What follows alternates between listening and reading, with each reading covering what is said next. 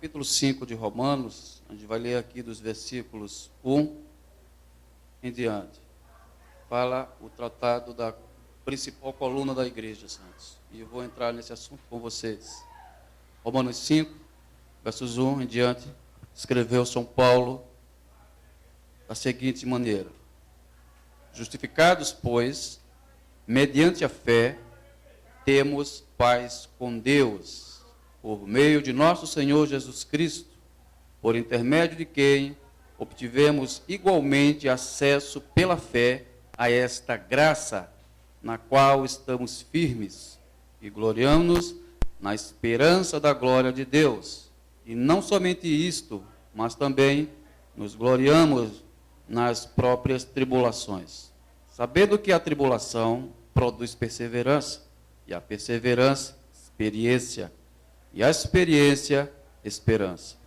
Ora, a esperança não confunde, porque o amor de Deus é derramado em nosso coração pelo Espírito Santo, no que nos foi outorgado.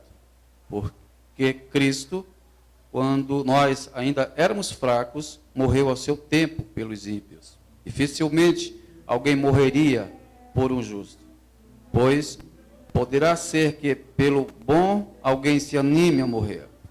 Mas Deus prova o seu próprio amor para conosco pelo fato de ter Cristo morrido por nós, sendo nós ainda pecadores. Logo, muito mais agora, sendo justificados pelo seu sangue, seremos por ele salvos da ira. Porque se nós, quando inimigos, fomos reconciliados com Deus mediante a morte de seu Filho, muito mais estando já reconciliados, seremos salvos pela sua vida. E não apenas isso, mas também nos gloriamos em Deus por nosso Senhor Jesus Cristo, por intermédio de quem recebemos agora a reconciliação. Amém, queridos? Então, o capítulo 5 de Romanos, aliás, a epístola, ela é subdividida em pontos, ela é subdividida em assuntos específicos que Paulo estava tratando com os santos que estavam em Roma. Tá? Então, a igreja estava passando por um período de tribulação, pois ela estava passando por esse período de transição. Por que transição? Porque os santos estavam sendo trazidos para a igreja. Houve uma conversão entre os moradores da cidade de Roma e agora a igreja ela foi feita naquela localidade. Então a vida anterior de cada santo era totalmente contrária ao padrão que Deus tinha estabelecido.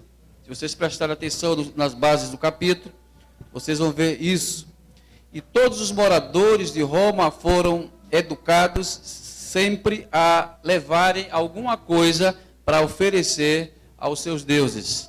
Isso é um costume que todo ser humano ele tem aquele costume, aquele hábito de sempre querer levar algo para oferecer. Esse costume também, ele não foi retirado do meio do povo cristão. Isso é um costume pagão. O que significa ser pagão? Significa ser qualquer pessoa que esteja fora do corpo de Cristo, é chamado de pagãos. Não estão dentro do corpo de Cristo, não é salvos e nem pertence ao seu corpo, mas está fora do corpo de Cristo, tratamos eles como pagãos. Os pagãos, eles levavam sempre algo a oferecer ao Senhor. Então, quando houve conversões no meio dos gentios, esse costume ainda permanecia dentro daquele povo. Eles queriam se justificar diante de Deus, trazendo alguma coisa. Aí Paulo começa a argumentar que não é preciso fazer isso. Quando eu olho a foto clínica de Romanos capítulo 5, para as igrejas de hoje, eu não falo de quem não é cristão, eu só falo de quem é cristão realmente. Em pleno século 21, os cristãos têm um costume de, quando vai falar com Deus, quando vai se deportar para Deus, eles sempre querem levar algo para oferecer ao Senhor, para trocar oferecer a Deus em termos de salvação, em termos de remissão de pecados, em termos de justiça. Nós queremos sempre agradar a Deus levando algo, santos. Isso aí é um costume totalmente antiético, anticristão. Cristãos não precisam levar nada para oferecer a Deus nesse sentido, para ser salvos, para ser justificados, para receber perdão de pecados. Você não precisa levar nada. E eu vou te dizer por que é que você não precisa levar nada. Por que que você não precisa oferecer a Deus, como se fosse uma troca. Então, quando eles foram convertidos ao Senhor Jesus, eles trouxeram toda a bagagem de vícios, de costumes, de ensinamentos errados e doutrinas pervertidas, estavam tentando agariar dentro da igreja. Se vocês lerem o capítulo 1, se vocês observarem no capítulo 3, Paulo está falando sobre, ele descasca o ser humano. No capítulo 3 ele diz que o homem não presta para nada. No capítulo 3 ele diz que a nossa garganta é como um sepulcro aberto. Ele diz que os nossos olhos, a nossa boca, o nosso ouvido, o nosso coração está totalmente corrompido diante de Deus. Então ele pega o homem e humilha o homem, dizendo, nada que tem em você, Deus vai utilizar para trocar. Nada que está em você, Deus vai utilizar, porque você está estragado diante de Deus. E você tem que saber disso. Não adianta você entrar achando que é alguma coisa no corpo de Cristo. Um espírito de cristianismo que eu vejo no período de transição da igreja era João Batista. Enquanto as pessoas faziam João Batista de grande, ele dizia, eu não sou grande. Pô. O importante é que ele cresça e eu diminua. Isso aí é um homem totalmente piedoso. Ele sabia que ele não era nada diante de Deus. Era um imundo diante de Deus. Deus apenas utilizava-se dele para fazer a sua vontade. Ele tem que saber disso. Ele tem que saber o que é que ele é, de onde ele veio. A raiz do ser humano é totalmente estragada, irmãos. A nossa raiz não se encontra aqui no século 21. A nossa raiz, ela se encontra lá atrás, no Éden, estragada. Então nós não somos nada diante de Deus. Como ele disse, somos pó realmente. Então, logicamente que o modo que eles adoravam a Deus era torpe. Eu não acredito nessa filosofia, nessa teologia de dizer assim, começamos um trabalho errado, mas Deus vai aprimorar o trabalho. Isso não existe, irmãos. Nós não podemos confundir uma coisa. Nós éramos uma madeira troncha e Deus nos aprumou, nos regenerou. Mas em termos de igreja, ela não pode começar errada e lá no fim dar certo, santos. Porque tudo que começa errado, ela tem que terminar errado. Tudo que começa errado, ele vai terminar errado, porque a base dela é errada. Esse ensinamento da igreja, no capítulo 5, ele determina duas coisas. Capítulo 5 de Romanos, ele fala de 3 elementos. Ele vai falar, primeiramente, sobre justificação. Segundo elemento, ele fala sobre fé. E terceiro elemento, ele vai falar reconciliação com Deus. Essas 3 coisas estão aqui dentro do capítulo 5 de Romanos. Essa doutrina da justificação pela fé, ela tem colocado homens no túmulo, ela tem danificado a vida de homens têm ficado sofridos por causa da doutrina, pessoas têm perdido familiares por causa da doutrina no passado, pessoas perderam igrejas, vidas por causa da doutrina da justificação pela fé. Essa doutrina, ela define 2 coisas que eu falei para vocês. Ela define uma alma se ela é fiel, e ela define uma alma quando ela é infiel. Ela vai dizer, ela vai apontar e vai dizer para você, você é fiel. Ou ela vai dizer para você, você é infiel. Essa doutrina também, ela diz se a igreja que está hoje, ela vai dizer se essa igreja ela é saudável, ou se essa igreja ela é doente. Ela vai dizer isso. E eu vou adiantar para vocês, essa parte introdutória, que a maioria das igrejas que se dizem cristãs estão doentes, porque não aderiram ao ensinamento da justificação pela fé. Eles querem levar a Deus sempre algo nas vossas mãos para agradar o Senhor, porque eles acham que podem fazer algo para agradar a Deus. E eu vou aqui no decorrer, eu vou mostrar para vocês o que é que Paulo quer dizer o termo justificação pela fé em relação da igreja, que eles não podem de fato, santos. Eu vou pedir para que os santos fiquem com a Bíblia aberta entre aqui esses livros, que a gente vai dar uma girada, eu mostrar para vocês a questão do capítulo 5, quando ele entra na primeira parte, justificados, pois, mediante a fé, temos paz com Deus. Essa primeira parte. A segunda, por meio de nosso Senhor Jesus Cristo. O versículo está subdividido em duas partes. Eu vou tentar entrar na primeira parte. Então, o tratado do apóstolo Paulo, no capítulo 5, ele quer dizer que o pecador regenerado, que ele entenda que ele não possui absolutamente nada em suas mãos para ser justificado por Deus. Então, como é que o pecador, ele chega diante de Deus? O que é que ele tem que fazer para ser justificado? O que é que ele tem que fazer para ser salvo diante de Deus? Se nós formos fazer uma abordagem e perguntar para as pessoas, como eu devo ser salvo? A resposta vai ser aquela mesma resposta que aquele jovem mancebo, ele deu a Jesus Cristo. Eu tenho que cumprir a lei, tá? Cabalmente. Eu tenho que cumprir o decálogo para ser salvo. E realmente, irmãos, ele está correto. O jovem não estava errado. O jovem está correto. O jovem só se esqueceu de um detalhe. As portas da salvação é pela a obediência da lei, santos. Se o ser humano conseguir cumprir a lei, ele recebe salvação. Agora só tem uma questão, santos, que nós não conseguimos cumprir a lei. Nós não temos condições de cumprir a lei. Porque ainda somos pecadores, santos. Então era necessário vir alguém sem pecados para cumprir a lei de Deus.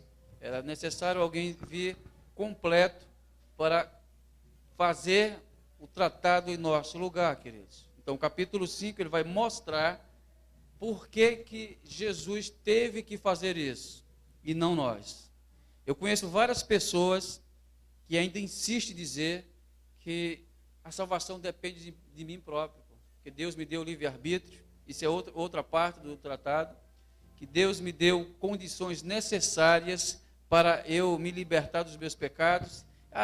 Depende unicamente de mim, não depende somente de Cristo. Cristo faz a parte dele, mas eu faço a minha. Eu pergunto aos santos, será que isso é verdade? Será que isso é verdade? Primeiro ponto aqui, olha, quer dizer que todo o ser humano está morto diante de Deus. Todo o ser humano está corrompido diante de Deus. Mas eu conheço meu vizinho, ele não bebe, ele não fuma, ele não se prostitui, ele é um homem culto, ele não tem palavras torpes em sua boca, ele frequenta a igreja, ele ama a sua esposa, ama os seus filhos, ele é um quase cristão. Ele para mim, é um depravado total. Continua sendo um depravado. Você não pode medir o caráter da pessoa em relação a Deus pelo externo, o que ele faz ou o que ele deixa de fazer.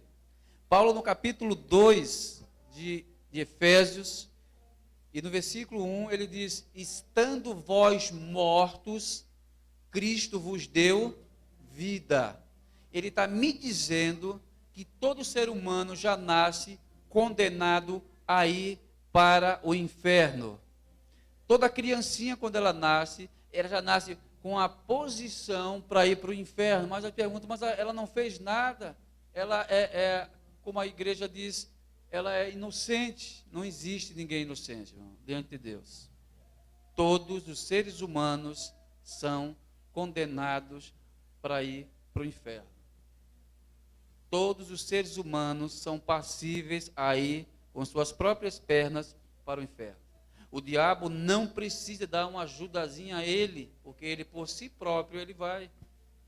Deus não precisa jogar ninguém no inferno, porque por si próprio nós vamos caminhando, irmos rumo ao inferno.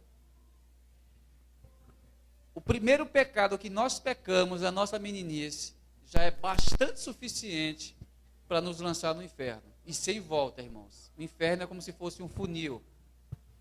Você entra nele grande e ele vai afinando. Você não tem mais como voltar depois que você entra. Então não há mais volta. O meu pecado que eu cometi na minha infância já é bastante suficiente para eu ser condenado. Então ninguém tem esperança de salvação, queridos. Ninguém pode dizer assim que eu posso ser salvo. Ninguém pode chegar diante de Deus e dizer assim que eu posso me regenerar, que eu posso me consertar. Ninguém pode dizer isso, porque todos nós estamos debaixo do pecado. E estando debaixo do pecado, não existe nenhuma esperança, queridos. Na primeira parte aqui, não existe esperança para o ser humano. Todos estão passivos à morte. No ponto 2, o sacrifício de Cristo na cruz, de Deus Pai, ele recebe o indivíduo na sua presença, santos. Eu recebo a reconciliação com o meu Pai através de Jesus Cristo. O versículo 11 do capítulo 5 diz assim, santos: e não apenas isto, mas também nos gloriamos em Deus, por nosso Senhor Jesus Cristo, por intermédio de quem recebemos agora a reconciliação. Por que é que eu recebi reconciliação? O que é reconciliar, queridos? Um casal, acontece muito em vida marital, quando os casais brigam, eles muitas vezes se separam de verdade do lar físico, e por algum motivo depois eles vêm fazer as pazes e eles se reconciliam, ou seja, as partes voltaram a ser amigas. O homem, quando está em pecado, ele está afastado de Deus, ele é inimigo de Deus. Mas quando ele é trazido para o meio da igreja, que é o corpo de Cristo, esse ato de reconciliação, ele é refeito. Então o homem agora sai do estado de inimigo de Deus e agora passa para o estado de amigo de Deus. Mas ele não fez nada para isso. Ele não consegue fazer nada. Sempre é Deus reconciliando as partes afetadas. Sempre é Deus trazendo o homem à sua presença. Quando Adão e Eva estavam no Éden, eles discutiram com Deus. Deus disse para ela e disse para ele. Apontou para a árvore e disse, não prova aquela fruta. Não prova daquele fruto. Não cobice aquele fruto. Deus destruiu os dois. E os dois, por teimosia, por liberdade, eles foram e desobedeceram às leis de Deus. Então não foi Deus que fez eles pecarem. Eles pecaram porque eles quiseram. E quando eles pecaram, Deus automaticamente os afastou da sua presença, porque a santidade de Deus não pode coabitar com o homem pecado. Então ele tinha que se afastar, e se afastaram. Mas quem providenciou a salvação, quem providenciou vestes, quem providenciou comunhão, não foi Eva e nem foi Adão. O Senhor vai até eles. Porque quando eles pecaram, eles não quiseram mais olhar para Deus. E Deus começou a procurar os dois, perguntando, aonde estás? E eles estavam escondidos. Então a gente vê Deus providenciando o necessário para o homem. Porque quando o homem está em pecados, ele não consegue respirar o mesmo ar que Deus respira. Quando o homem está em pecados, ele não consegue enxergar a mesma atmosfera que Deus enxerga. Quando o homem está em pecado, ele não caminha na lei de Deus. Ele não pode caminhar, porque está em pecado. O desejo do coração dele é fazer tudo aquilo contrário à vontade de Deus. E Paulo, sabendo disso, ele escreve lá no capítulo 8, versos 7 e 8, ele diz que o pendor da carne é inimizade contra Deus. Por que inimizade? Porque o pecador só quer desgraçar a vida de Deus. O pecador só quer difamar o povo de Deus. O pecador só quer desculhambar a santidade de Deus. Então eu digo, para ele só existe um caminho que Deus trata ele: inferno. Só existe uma solução para o pecador, irmãos. O pecado tem que ser exterminado. Ou o pecado é exterminado, ou o ser humano é exterminado, santos. É um dos dois. Porque se o salário do pecado é a morte, ele não está falando a morte espiritual somente, não. Ele está englobando morte física nele também. Se o salário do pecado é a morte, então alguma coisa tem que acontecer. Ou Deus extermina ele, acaba com a vida dele, então ele é pago ali, na terra. Ele vai direto para o inferno. Ou Deus pune o seu pecado, que Deus não faz isso com todos. Deus não vai fazer isso com todos. E Deus não quer fazer isso com todos. Eu conheço muitas pessoas que Deus punir o pecado deles na terra. Tira a vida da pessoa e lança ela para o seu destino. Mas tem pessoas que recebem um novo nascimento. Então essas pessoas não provaram a morte física. O pecado dela foi exterminado, santos. O pecado da igreja foi exterminado. Deus puniu de uma forma. Tem que punir de certa maneira. Ou morre o pecador, ou morre o pecado. Mas com a igreja, Deus mata o pecado, queridos. Extermina ele, para que ele não acabe com ela. O homem não consegue acabar com o pecado, mas o pecado acaba com o homem, e pode ter certeza disso. Quando o pecado não acaba na atmosfera física, ele acaba da espiritual. Quando o homem ele é viciado em cigarro, no fumo, no tabagismo, sabe o que ocorre com ele? Ele está se destruindo o seu corpo. Ele está colocando substância dentro do seu corpo que vai matar ele. Então, por aquela ação que ele está fazendo, ele está recebendo a punição pelo pecado dele que ele está fazendo. Aí, quando ele morre, o que é que ocorre com ele? Ele foi pago pelo pecado de destruir o seu corpo. Não somente a igreja, mas também os pagãos. Em 1 Coríntios capítulo 3, e versículo 16, ele diz: não sabeis vós que sois santuário de Deus, e que o Espírito de Deus habita em vós. Ele faz uma interrogação, ele está perguntando que o Espírito de Deus habita em vocês. Se alguém destruir o santuário de Deus, que sois vós, Deus o destruirá, santos. Nosso corpo é santo, pertence a Deus. O corpo do pagão também ele é considerado, num certo ponto, uma coisa valorizada por Deus. Quando ele não valoriza, ele está pedindo para que Deus derrame a sua ira sobre ele. E vai derramar, santos. Aí mata. Ou mata o pecado, ou mata o pecador. Eu digo, a maioria, o pecado não morre. Quem morre é o pecador, queridos. Então, nesse sacrifício que Cristo faz na cruz, Deus traz as pessoas de volta à sua comunhão. Deus faz isso, na sua comunhão. Subentende que já estamos desfrutando desse novo relacionamento com Deus. Uma vez estabelecida essa paz com Deus, estamos fixamente na presença de Deus. Existem muitos cristãos que têm dúvida disso. E eu digo, duvidar de Deus é pecado, queridos. Por quê? Porque tudo na fé em Cristo é considerado, eu tenho que acreditar em Deus em todas as partes. Eu não posso duvidar de Deus. O versículo 11, eu quero ler com os santos mais uma vez. Ele vai dizer assim, santos: e não apenas isto, mas também nos gloriamos em Deus por nosso Senhor Jesus Cristo, por intermédio de quem recebemos agora o quê? A reconciliação. Esse termo reconciliação aqui no versículo 11, ele está me garantindo a minha posição com Deus, que eu agora sou amigo de Deus, eu agora fiz as pazes com Deus, que essa comunhão não será quebrada nunca mais.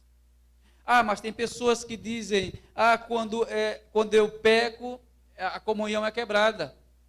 Quando eu peco, Deus se afasta de mim. E a minha salvação está correndo perigo. Porque ainda não foram ensinados sobre o tratado da reconciliação, santos. Não foram considerados ainda nesse aspecto aqui. Por que eu tenho dúvida da minha salvação? Porque eu não conheço a voz do Senhor. Tem muitas pessoas que ficam esperando ouvir a voz de Deus. E Deus fala todos os dias na sua santa lei. Ele está me dizendo aqui que nós já fomos reconciliados com Ele. Não existe mais quebra nisso, santos. Reconciliação não é uma coisa que é hoje e amanhã ela se quebra. A reconciliação com Deus, ela é hoje e será eternamente. Mas os meus pecados, como é que eu fico na situação dos meus pecados? O teu pecado será punido, santo, de todo jeito. É como um filho. O filho, quando o pai está vivo, ele é prometido a herdar toda a herança do pai. O pai não pode dizer assim, quando eu morrer, eu não vou dar, você não vai receber nada e você vai receber tudo. Se eu sou filho, de qualquer maneira eu vou receber, santos, porque eu faço parte da herança. E eu não posso sair do testamento, irmão. Se ele me excluir, a justiça coloca você de volta no seu lugar, porque você é filho, você não é bastardo. Um bastardo, ele não tem direito à herança do pai, porque ele é bastardo. Está dizendo, bastardo não pertence à aliança, mas os filhos pertencem à aliança de Deus. Então, se os filhos pertencem à aliança, tem lá em Hebreus, tudo o que for do pai, o filho vai receber. E se nós somos filhos de Deus, através da enxertação com o Espírito Santo, nós iremos receber todas as bênçãos depositadas em Cristo, porque nós fomos parte da aliança. Nós não vamos ficar de fora. Então, se isso é verdade, então como é que eu vou perder salvação? Como é que eu vou estragar a minha salvação? Como é que eu vou me afastar de Deus e não vou receber nada da parte de Deus? Se eu sou filho de Deus. Todos os filhos vão receber a sua parte no reino de Deus. Eu só não recebo se eu não estiver no pacto. Eu só não recebo se eu não for filho de Deus. Quando eu duvido da minha salvação, eu estou duvidando das promessas de Deus. Eu não creio em Deus. Deus diz que o filho, que o servo de Deus, nós vivemos por uma única palavra, querido, pela fé. Fé, a verdadeira fé, ela não produz dúvida. A verdadeira fé, ela não leva você a lugares ruins. É em Cristo todas as coisas. Eu não posso duvidar da minha salvação. Ele está dizendo aqui no versículo 11, eu fui reconciliado. Eu não serei reconciliado. Eu já sou reconciliado em Cristo. Se eu duvidar das promessas de Deus em Cristo, o Espírito Santo realmente, eu acho que não está em você. O Espírito Santo, ele produz uma ferramenta em você para que você creia. Ele diz, sabe o quê? Que o Espírito testifica com o nosso, que somos filhos de Deus. O Espírito Santo trabalha com o meu espírito. Ele está me dizendo, eu sou filho da promessa de Deus. Eu sou filho de Deus, filho da salvação. Eu não posso duvidar disso. Os crentes que estavam aqui em Roma estavam duvidando disso. Os crentes que estavam na Galácia estavam duvidando disso. O mesmo tratado que foi tratado aqui em Romanos foi levado também para a igreja de Roma. A doutrina da justificação, ela me conduz à segurança com Deus. O muro que separava, santo, ele foi derrubado.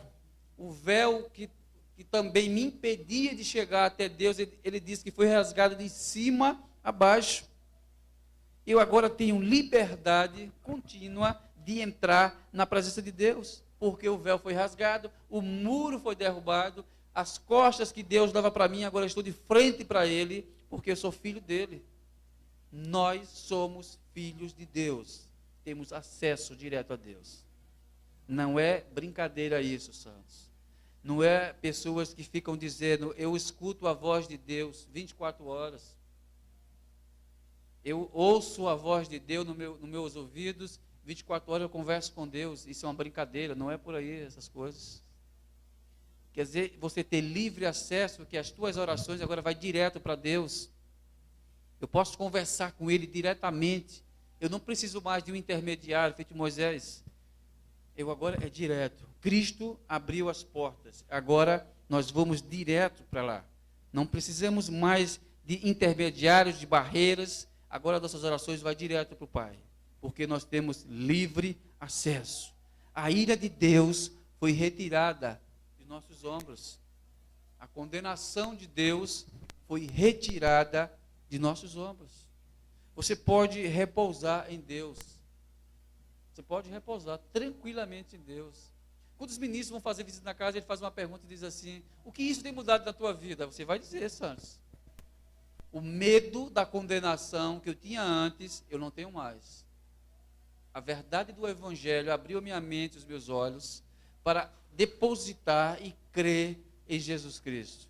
Eu não tenho mais medo disso, porque a verdade do Evangelho foi me revelada nas Escrituras, que Jesus Cristo, Ele é o meu tutor, e eu não posso temer nada. Quando eu tenho medo de perder a minha salvação, é porque eu estou dizendo, eu não confio em Jesus Cristo. como se alguém chegasse diante de você e prometesse milhões de reais. Se vocês fizessem algo, você vai dizer, mas será que isso é verdade? É a mesma coisa. Você olha para Jesus e diz assim, será que isso é verdade? Eu vou ganhar a vida eterna, mas eu sou tão pecador, eu peco demais. Eu sou tão transgressor, que eu acho que eu não tenho nem condições de olhar para os céus e agradecer a Deus de tão pecador que eu sou. Então, esse pecado que eu tenho em mim, eu fico com dúvida se eu vou ser salvo. Porque a teologia que tem sido pregada aí fora é essa, querido. Que para você chegar nos céus é através de muito suor, de muito trabalho, de muito sacrifício. Como se Deus estivesse trocando as tuas obras pela salvação em Cristo. No capítulo 4, volta um pouquinho no capítulo 4, tem um homem chamado que é pai da fé. E nós somos gerados desse homem. A promessa que foi feita para esse homem disse que ele teria muitas nações nas suas mãos. Que ele teria muitos filhos, chamamos filhos de Abraão. No capítulo 4 ele vai entrar assim, que pois diremos, o que é que eu vou dizer de Abraão? Ter alcançado o nosso pai segundo a carne, porque se Abraão foi justificado por obras, ele tem de que se gloriar, porém não diante de Deus. Pois, que diz a Escritura? Aí ela vai falar. Abraão creu em Deus e isto lhe foi imputado para a justiça. Ora, o que trabalha, ou seja, aquele que faz a obra, o salário não é considerado como favor, e sim como dívida. Mas, ao que não trabalha, porém crer naquele que justifica o ímpio, a sua fé lhe é atribuída como justiça. Ele está dizendo aqui, santos, se eu trabalho para ser salvo, eu não vou ganhar nada de Deus. Se eu não trabalhar para ser salvo, ele vai dizer, então é desse que eu me agrado.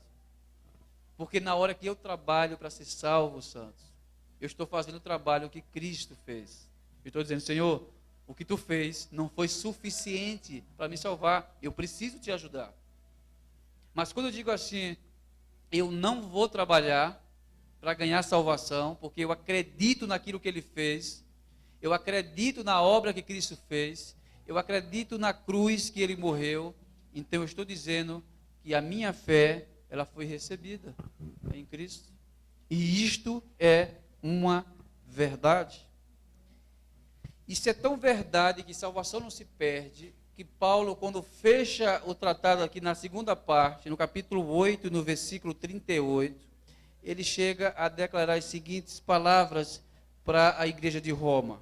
Romanos 8, no versículo 38, ele diz assim, porque eu estou bem certo de que nem a morte, nem a vida, nem os anjos e nem os principados, nem as coisas do presente e nem a do futuro, e nem os poderes, nem a altura, nem a profundidade, nem qualquer outra criatura poderá separar-nos do amor de Deus que está em Cristo Jesus, nosso Senhor.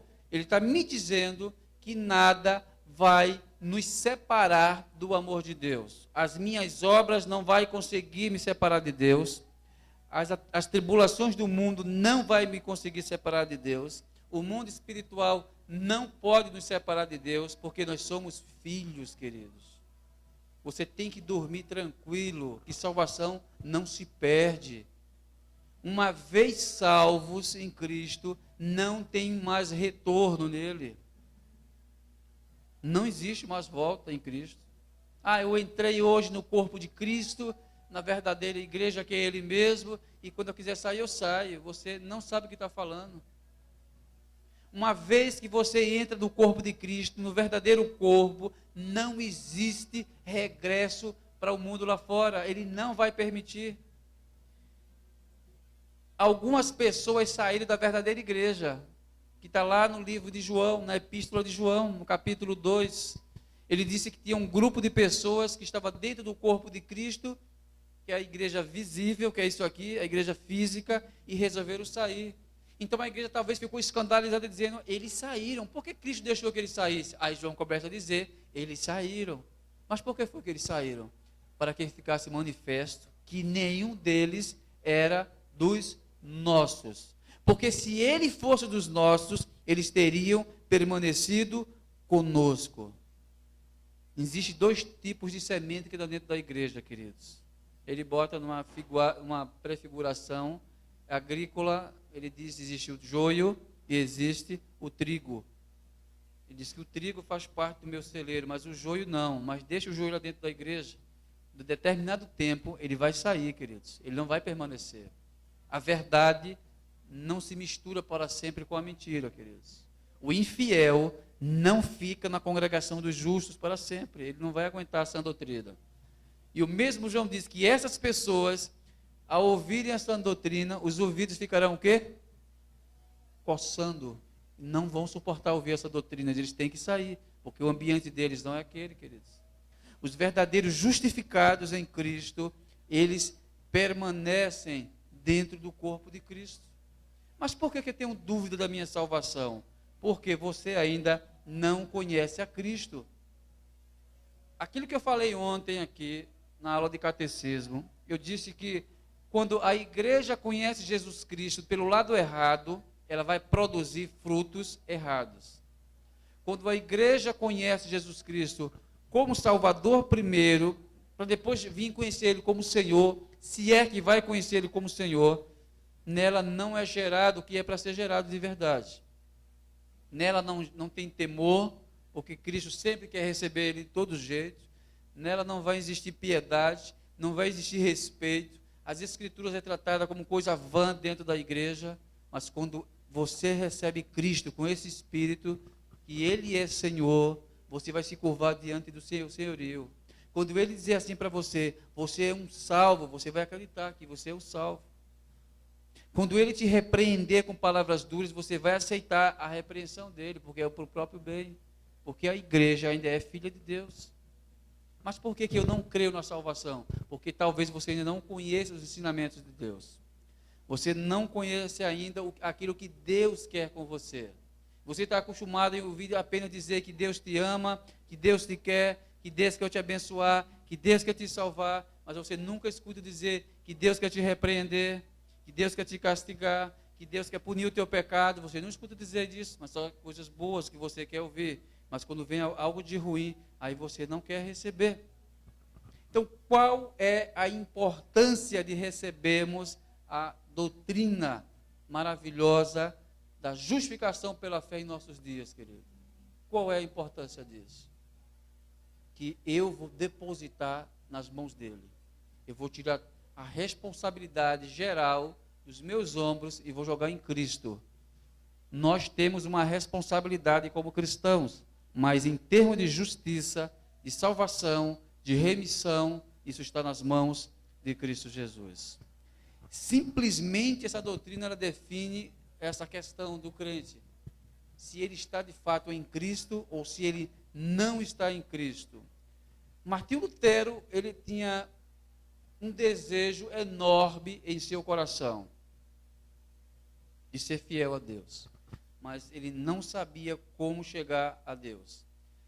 A vida de Lutero foi uma vida perturbada. Ele não sabia, ele não tinha uma clareza em Deus, porque ele ainda não teve o encontro com as Escrituras.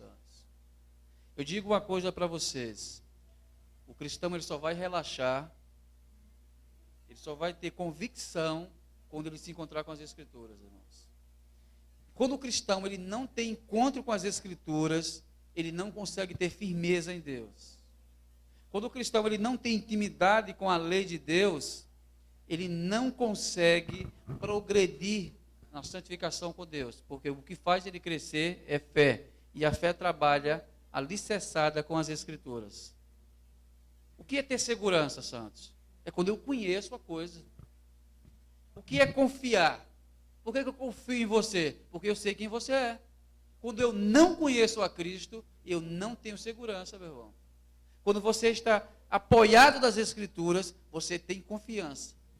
Quando você conhece a lei de Deus, você tem uma fé, ela vai crescendo cada dia mais, porque as Escrituras, ela alimenta a nossa fé. Por que a fé do século XXI é tão raquítica? porque não cresce e não desenvolve pelas Escrituras.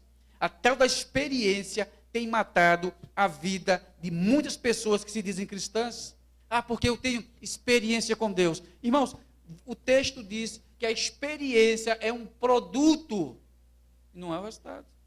Primeiro tu conhece a Cristo, veja como as Escrituras, ela entra dizendo, no versículo 3, do mesmo capítulo, ele diz, e somente isto, mas também nos gloriamos nas próprias tribulações, sabendo que a tribulação, ela produz perseverança, e a perseverança, experiência. Perseverança em que nós perseveramos? Na doutrina de Deus. Quando nós aprendemos em Deus pelas Escrituras, eu tenho perseverança, porque eu sei em que eu estou buscando. Então, quando eu estou nesse patamar, vem experiência. Mas qual é a experiência de uma pessoa que não tem intimidade com as Escrituras? Que experiência é essa? Ah, eu tenho muita experiência com Deus. Vai, fala qual é a tua experiência. Eu escuto vozes. Chegou um cliente uma vez na loja e disse assim, eu vejo Deus na árvore. Todo dia, quando eu olho para aquela árvore, eu vejo Deus. Eu escuto vozes, os anjos me instruindo. Devo vontade de dizer para ele, queridos, eu acredito que tu escuta vozes, eu acredito que tu vê algum ser numa árvore, tu está vendo o demônio naquela árvore, tu está escutando voz de espíritos que não é o Espírito Santo de Deus, porque ele diz que nós não devemos buscar estas coisas. O cristão ele tem que buscar as Escrituras. Ah, mas eu acredito que tu vê, mas não é Cristo que tu estás vendo. Para que Jesus vai estar aparecendo para mim? Para que ele vai estar aparecendo para mim? Não tem fundamento isso. Para Jesus Cristo aparecer para a cadeia apostólica é uma coisa muito difícil. Ele apareceu para Paulo com uma finalidade, agora vai estar aparecendo para nós em pleno século 21. Sabe por que ele disse lá para frente para nós nos dias de hoje? Bem-aventurados são aqueles que nunca me viram e creram. Não vai aparecer, santos. Jesus não vai aparecer como ele apareceu, porque houve finalidades para que ele aparecesse. Se nós queremos crer em Cristo de verdade, é como a Reforma disse, sola pelas Escrituras. A nossa fé tem que ser pelas Escrituras. Eu não vou depositar a minha fé em coisas que eu estou vendo, em coisas que eu estou ouvindo que não tem apoio nas Escrituras. É por isso que a fé da igreja em pleno século 21 é uma fé morta, é uma fé que não produz intimidade com Deus, é uma fé que não produz amadurecimento, são crentes raquíticos que não produzem comportamento moral, não têm moral diante de Deus, é uma vida de pecados diante de Deus, porque não tem apoio nas Escrituras. Eu fico escutando e fico vendo, enquanto Deus está me dizendo, crescei na graça e no conhecimento de nosso Senhor e Salvador Jesus Cristo, e nós não fazemos isso. A gente quer procurar o lado mais fácil da coisa. Aí diz que a justificação, ela me ajuda a fazer isso. A justiça de Deus, ela me ajuda a fazer isso. Eu tenho que acreditar que Deus me justificou. Mas o que é justificação? O que significa justificação pela fé? O tratado diz que eu fui justificado, não aqui. Aqui em Efésios, aqui um pouquinho mais para frente, em Efésios, aí eu vou entender aonde foi que o termo, ele aparece como justificação. No capítulo 1 de Efésios, e o versículo 3, Paulo vai dizer que algo ocorreu na eternidade com relação aos santos nos dias de hoje. Ele diz, bendito o Deus e Pai de nosso Senhor Jesus Cristo, o qual nos tem abençoado com toda sorte de bênção espiritual nas regiões celestiais em Cristo. Ao versículo 4 diz assim, assim como nos escolheu nele antes da fundação do mundo, para sermos santos e irrepreensíveis perante ele em amor. Nos predestinou para ele, para a adoção de filhos, por meio de Jesus Cristo. Está falando aqui ele, que a escolha foi feita lá. Ele me justifica do meu pecado. O que é a justificação que ele faz? quando o juízo de Deus vier sobre nós, Ele não vai nos condenar. O meu pecado, o pecado do meu irmão mais velho lá atrás, chamado Adão, ele não vai mais me condenar, porque eu fui justificado. Uma vez justificados, querido, tu não mais recebe castigo, santos, eterno. Você não perde salvação. O teu pecado que eu faço hoje, se eu adulterar hoje, se eu mentir hoje, se eu roubar hoje, se eu maltratar hoje, o meu pecado vai ser punido na minha carne. Pode ter certeza disso. Vai ser punido na tua carne o teu pecado. A justificação ela não vai tratar do teu pecado de hoje. Tu vai receber punição por aquilo que tu faz. Pode ter certeza disso. Tinha um indivíduo na igreja de Coríntio lá atrás, que ele estava mantendo relações com a mulher do pai. Aí o apóstolo começa a dizer, olha, tira esse miserável do meio do meu corpo, que é a igreja, para que ele seja punido, mas a alma dele faz o quê? Seja salva. O pecado tem que ser punido nele. Mas a justificação em Deus, eu já fui justificado. Eu não posso mais chegar diante de Deus e Deus vai fazer assim comigo, vou te condenar. Se isso ocorrer, irmão, o capítulo 5, os versículos 18 e 19, ele não entra com força na igreja. Porque diz que a salvação continua sendo por meio de obras. Continua. Mas obras de quem? De uma pessoa que tinha largura, Santos. Ele tenha uma vida reta diante de Deus. Ele possa suportar a carga do pecado. Que ele não encontre dolo nele. Aí, quando Deus olha para a raça humana, ele não consegue enxergar esse padrão, porque não tem. Então, o que foi que ele fez? Vou eu criar uma pessoa, um ser humano, com estas qualidades, e vou dotar o meu espírito nele para que ele execute tal função. Aí aparece o homem chamado Jesus. Ele não é desse mundo. Ele nasceu no mundo, mas ele não veio desse mundo. Ele foi germinado pelo Espírito Santo na ventre daquela mulher chamada Maria e nasceu sem pecados. Então ele suportou, porque ele não tinha a essência do pecado original. Ele não é um homem igual a nós 100%. Ele tem semelhança humana, mas não é igual a nós. Então ele suporta a ira de Deus e joga sobre nós a justiça de Deus. Mas quando Deus olha a justiça, Ele não vê em nós. Quando Deus olha para você, Ele não está vendo você, Ele vê Cristo na frente da igreja, santos. É por isso que é chamado de advogado. Ele está me defendendo dos meus pecados. Porque, querendo ou não, a igreja ainda é pecadora, queridos. Se não for pela obra de Cristo, nós iríamos para o inferno de todo jeito.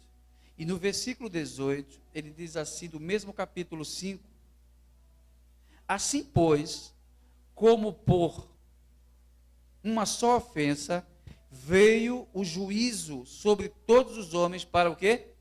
Condenação.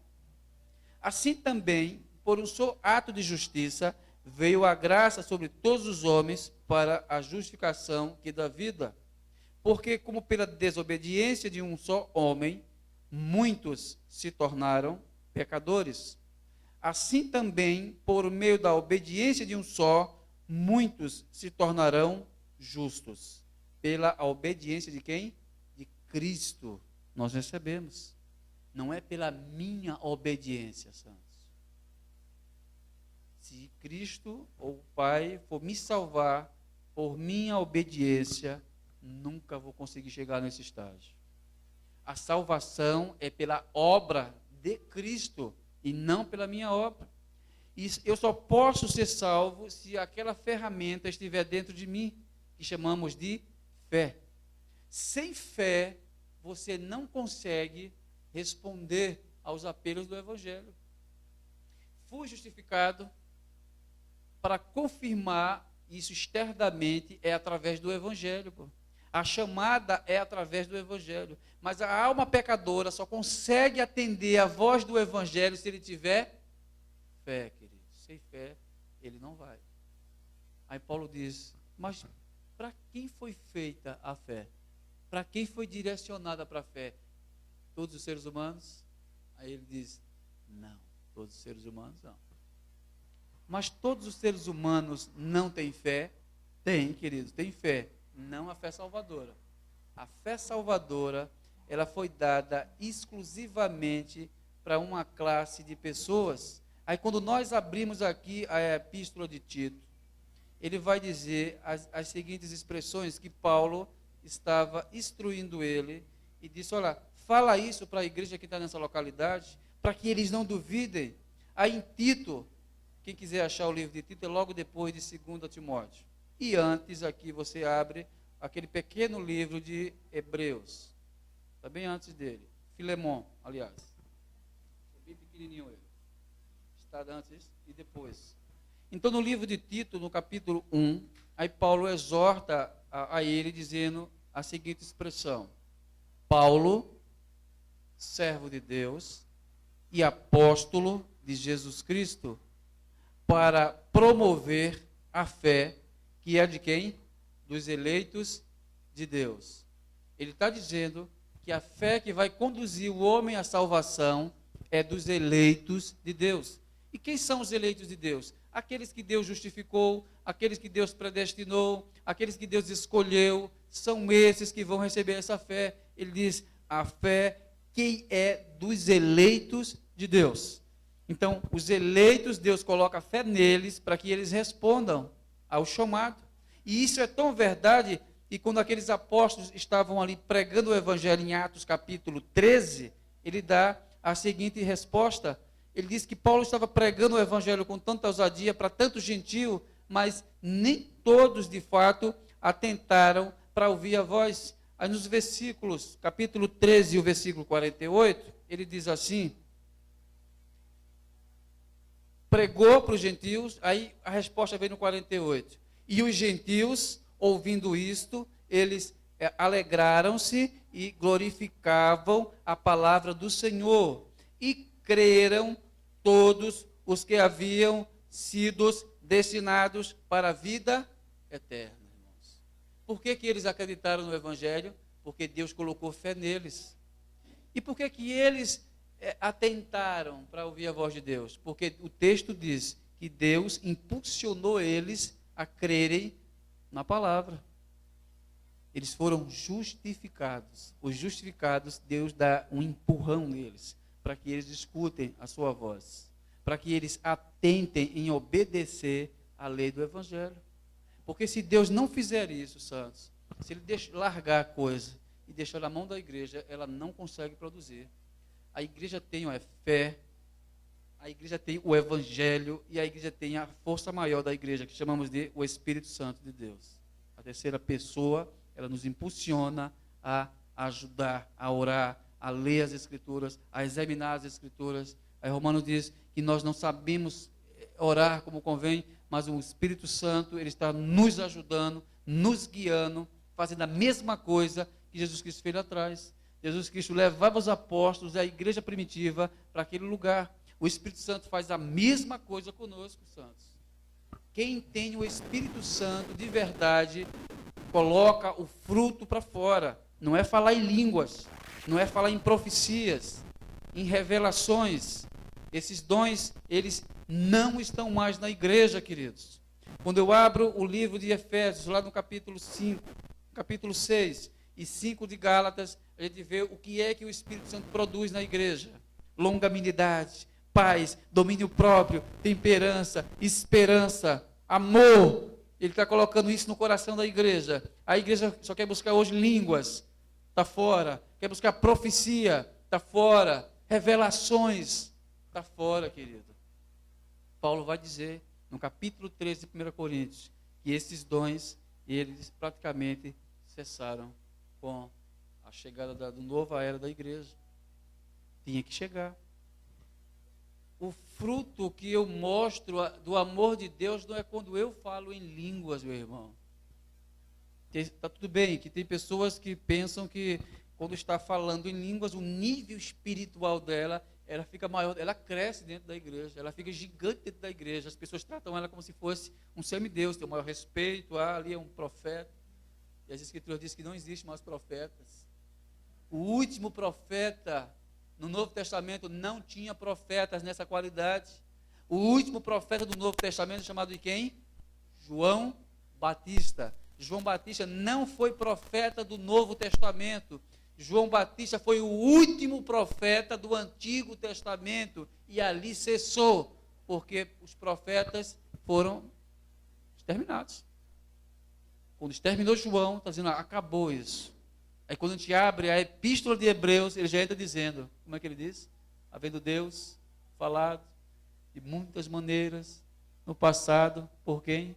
Pelos profetas. Nesses últimos dias falará pelo seu Filho. A palavra logos, ela entra, quer dizer aqui, Cristo, Escrituras. É a palavra quer dizer Cristo falando para a igreja. É Cristo instruindo a igreja. É isso que ele quer dizer. E nós não atentamos para isso. Fomos mal educados em ouvir vozes diferentes, que não é a voz do Espírito Santo. Quando nós não conhecemos a voz de Deus, nós não falamos com Deus. Observa no Antigo Testamento, aquele garotinho, estava lá morando com o sacerdote, e de madrugada o Senhor ia lá e incomodava ele, chamava pelo nome dele, fulano de tal. Ele se levantava, corria para o sacerdote e dizia assim, o Senhor me chamou? Ele fez, não garoto, não te chamei não, vai dormir. Ele deitou de novo e o Senhor, mais uma vez, fulano, e ele outra vez, perturbado, me chamasse, Senhor? Olha assim, não te chamei não. Isso ocorreu. Mas mais uma vez, quando o sacerdote percebeu, disse, é o Senhor que está chamando ele, não sou eu não. Ele não está escutando vozes, ele está escutando a voz do Senhor. Mas por que ele não dizia, eis-me aqui, Senhor? Sabe por que ele não dizia isso? Porque ele ainda não tinha escutado a voz original de Deus. O sacerdote vai dizer assim para ele, quando a voz de novo bradar para você, você diga, eis-me aqui, Senhor. Vá. Se disser mais uma vez, diga isso. Porque o sacerdote sabia, reconhecia a voz de Deus. E mais uma vez o Senhor chega para o menino e diz, fulano, ele diz o quê? Eis-me aqui, Senhor. Aí o Senhor diz, agora eu vou conversar com você. Deus só responde para você se você conhece Ele, querido. Deus só tem intimidade com você quando você conhece Ele. Deus só responde coisas para você se você conhecer Ele, santos. Se você não conhecer a Deus, Deus não fala com você. Você está escutando outro Deus que não é o Deus das Escrituras. Como é que eu tenho intimidade com Deus e não conheço nada da lei de Deus? Como é que eu tenho a maior intimidade com Deus e eu não conheço a lei oral de Deus? Um dos indícios mais fortes, tanto de Gênesis, Apocalipse, ele está instruindo que eu tenho que conhecer a Deus pelas Escrituras, santos. Aí eu não conheço a Deus pelas Escrituras, eu vou conhecer a Deus de outras formas. As formas erradas que a gente vê das igrejas em pleno século XXI, fazendo todo tipo de baderna, cultos fora do padrão, vidas depravadas de cristãos, pessoas sem compromissos com Deus, totalmente contrária àquela vontade que Deus, Ele revelou nas Escrituras, santos. O capítulo 5, ele está me dizendo, ele está me instruindo, está me educando, querido, que eu fui justificado por Deus, que eu não vou perder salvação, que eu não perderei comunhão com Deus, e Deus me trouxe para a sua comunhão, santos. Me trouxe. Isso é algo maravilhoso para aquele que está perdido. É como se você estivesse na beira da cadeira elétrica para ser exterminado e alguém chega assim e diz assim, ó, para, meu irmão, pare, você não vai mais para lá, você vem comigo por aqui, irmão. Você ficará grato àquela pessoa para o resto de suas vidas. Você tem que se sentir assim com relação a Deus. Deus te tirou do caminho do inferno. Agora você vai dizer, eu devo ser grato a Deus por todas as coisas que Ele fez por mim, querido. Deus me justificou, Ele me deu a fé para crer nele e Ele me reconciliou com o seu reino, santos. E que Deus, Ele possa nos abençoar, santos. Justo e eterno Deus, Pai de nosso Senhor e Salvador Jesus Cristo. Senhor amado, que o trabalho de Cristo Jesus na cruz do Calvário foi um trabalho perfeito, Senhor. Nós, como a tua igreja, Senhor, confessamos que nós não podemos fazer nada, Senhor, para obter salvação, para sermos justificados pelos meus próprios méritos, pelos meus próprios esforços, Senhor. Mas eu reconheço que sou pecador.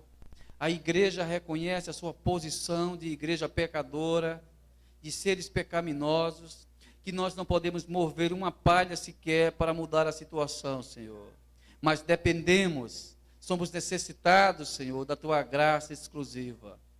É por isso que estamos aqui a te render culto, Senhor, como um ato de gratidão, de reconhecimento, Senhor, pela maravilhosa obra que tu fizestes. E nós reconhecemos a nossa postura, Senhor, carentes diante de ti. A tua palavra diz que nós somos justificados, não por nós mesmos, mas pela tua obra na cruz, Senhor. Pela tua exposição na cruz, ó Pai. Pela exposição que tu humilhastes, Pai, a morte, acabastes humilhando o pecado, Senhor, em nosso lugar.